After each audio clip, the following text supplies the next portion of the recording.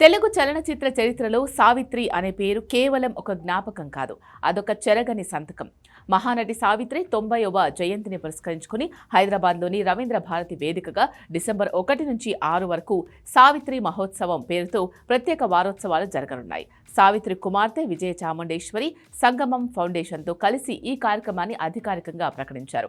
6 రోజుల పాటు సాగనున్న ఈ వేడుకల్లో ఆమె అభిమానులు, సినీ ప్రముఖులు పాల్గొని ఆ నట శిఖరాన్ని స్మరించుకోనున్నారు. సావిత్రి అనగానే మనకు గుర్తొచ్చేది ఆమె కళ్లల్లో పలికే భావాలు. చిన్నతనంలోనే నాట్యంపై మక్కువ పెంచుకున్న సావిత్రి సినిమా రంగంలో అడుగుపెట్టిన అతి తక్కువ కాలంలోనే తనదైన ముద్ర వేశారు. మాయాబజార్లో శశిరేఖగా అల్లరి చేసిన, దేవదాసులో పార్వతిగా కన్నీరు పెట్టించిన అది సావిత్రికి మాత్రమే సాధ్యం.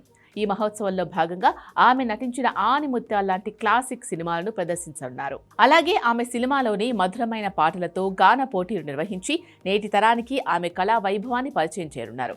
వెండితెరపై రాణిలా వెలుగొందిన సావిత్రి నిజ జీవితంలోనూ అంతే ఉదార స్వభావం కలిగిన మనిషి. ఆమె జీవితంలో ఎన్నో ఆసక్తికరమైన, ఆవేదన నిండిన సంఘటనలు ఉన్నాయి. తన ఇంటికి ఎవరైనా కష్టాల్లో ఉన్నారని వస్తే ఖాళీ చేతులతో పంపే అలవాటు ఆమెకు లేదు.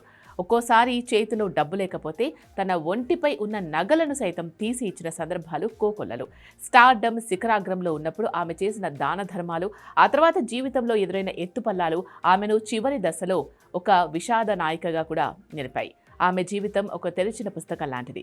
ఈ వేడుకల్లో మరో ప్రధాన ఘట్టం మహానటి చిత్ర బృందాన్ని సత్కరించడం. సావిత్రి గారి జీవితాన్ని, ఆమె వ్యక్తిత్వాన్ని భావితరాలకు తెలిసేలా అద్భుతంగా వెండితెరపై ఆవిష్కరించిన దర్శకుడు నాగ్ అశ్విన్. నిర్మాతలు ప్రియాంక దత్, స్వప్న దత్లను ఈ వేదికపై ప్రత్యేకంగా గౌరవించనున్నారు.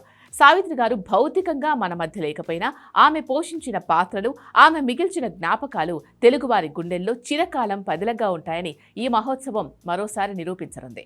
దీనికి పలువురు సినీ, రాజకీయ నాయకులు హాజరు కానున్నారు. అన్నీ కుదిరితే ముఖ్యమంత్రి రేవంత్ రెడ్డి కూడా రాబోతున్నారు.